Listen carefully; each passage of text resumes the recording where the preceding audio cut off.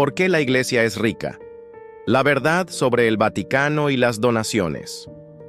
Cuando hablamos de la Iglesia, especialmente del Vaticano, muchas personas se hacen una pregunta incómoda. ¿Por qué la Iglesia es tan rica? Algunos ven las grandes catedrales, los tesoros de arte, las colecciones de oro, las propiedades, y no pueden evitar pensar que la Iglesia está más preocupada por acumular riquezas que por ayudar a los pobres. Otros, en cambio, defienden que esa riqueza no es tan sencilla de entender y que cumple un propósito histórico, cultural y espiritual. Hoy quiero que vayamos al fondo de este tema, sin prejuicios, con mente abierta y corazón sincero. Porque esta es una pregunta que no solo toca la historia de la Iglesia, sino también nuestra fe, nuestras creencias y la forma en la que entendemos a Dios. Para comenzar, debemos entender que la riqueza de la Iglesia no apareció de un día para otro. Desde los primeros siglos del cristianismo, los creyentes donaban lo que podían para sostener a la comunidad. Muchos daban alimentos, tierras o recursos. Poco a poco, la Iglesia fue acumulando propiedades y bienes, porque la gente confiaba en ella como una institución que trascendía lo material. Con el paso del tiempo, y especialmente después de que el cristianismo se convirtió en la religión oficial del Imperio Romano, la Iglesia heredó edificios, templos, obras de arte y territorios. No olvidemos que durante siglos fue la institución más poderosa de Europa y por eso acumuló una riqueza enorme. Esa riqueza se expresaba en palacios, en bibliotecas, en objetos sagrados, pero también en hospitales, universidades y obras de caridad que todavía hoy siguen existiendo. Ahora bien, mucha de la riqueza que vemos en la Iglesia no es dinero líquido ni algo que se pueda usar fácilmente para dar de comer a los pobres. Son tesoros artísticos, históricos y culturales. Pinturas de Miguel Ángel, esculturas de Bernini, catedrales góticas, manuscritos antiguos, son cosas que no se pueden vender fácilmente, porque no solo pertenecen a la Iglesia, sino a la humanidad entera.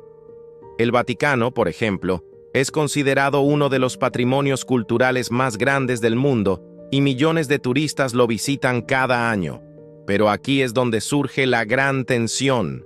Si Jesús fue pobre, si predicó la humildad y la renuncia a los bienes materiales, ¿por qué su Iglesia parece rodeada de tanta riqueza? ¿No es eso una contradicción? Muchos críticos piensan que sí, que la Iglesia ha caído en la tentación de acumular poder y dinero. Y es cierto que, a lo largo de la historia, no han faltado abusos, corrupción y lujos innecesarios.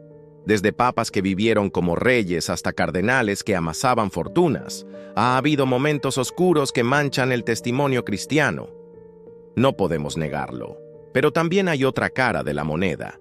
Porque al mismo tiempo, la Iglesia ha sido una de las instituciones que más ha ayudado a los necesitados en la historia.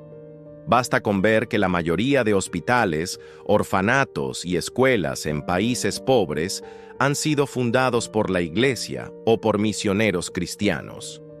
Cada año, la Iglesia Católica destina millones y millones de dólares a obras sociales en todo el mundo. Y mucho de ese dinero proviene precisamente de las donaciones de los fieles.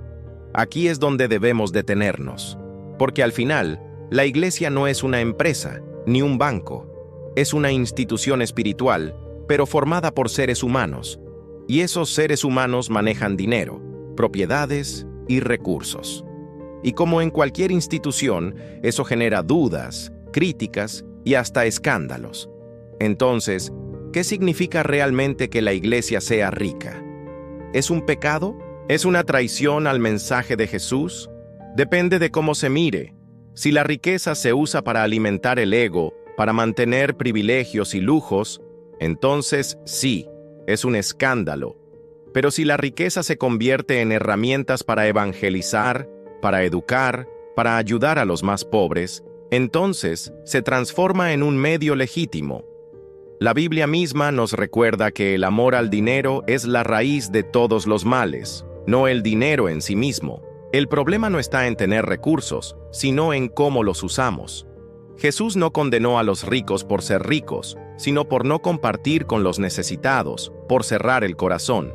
De hecho, muchas de las grandes catedrales que hoy vemos como símbolos de riqueza no se construyeron para presumir, sino para elevar la fe del pueblo. Eran obras que buscaban reflejar la gloria de Dios en la tierra. Y aunque a nuestros ojos modernos parezcan excesos, en aquel tiempo eran un acto de devoción. Ahora bien, no podemos tapar el sol con un dedo.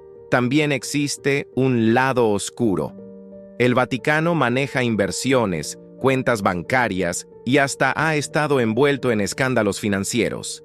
Hay casos documentados de mala administración, de dinero usado en cosas que poco tienen que ver con la misión del Evangelio. Y eso es lo que genera tanto rechazo en la sociedad actual. Porque la gente ve contradicciones entre el mensaje de Cristo y el manejo humano de la Iglesia. Por eso, el Papa Francisco ha insistido tanto en la necesidad de una iglesia pobre y para los pobres. No se trata de vender los tesoros del Vaticano de un día para otro, porque sería imposible, pero sí de administrar con transparencia, demostrar que la riqueza que existe tiene un propósito más grande que el lujo. Aquí quiero hacerte una pregunta directa. ¿Tú crees que la riqueza de la iglesia es un pecado o una herramienta? ¿Crees que debería venderlo todo y repartirlo entre los pobres? ¿O, por el contrario, piensas que esa riqueza debe cuidarse como patrimonio de la humanidad? Lo cierto es que Jesús nos dejó un mensaje claro. No podemos servir a Dios y al dinero. La Iglesia como institución siempre caminará en esa línea delicada entre tener recursos para cumplir su misión y evitar caer en la tentación del poder y del lujo. Y aquí es donde entramos tú y yo, porque al final, la Iglesia no es solo el Vaticano, ni los obispos, ni los sacerdotes. La Iglesia somos todos los creyentes, y cada uno de nosotros tiene que decidir qué lugar ocupa el dinero en nuestra vida. Si tú das una ofrenda, si apoyas una obra social, si ayudas a tu prójimo, estás usando tu dinero de manera que agrada a Dios.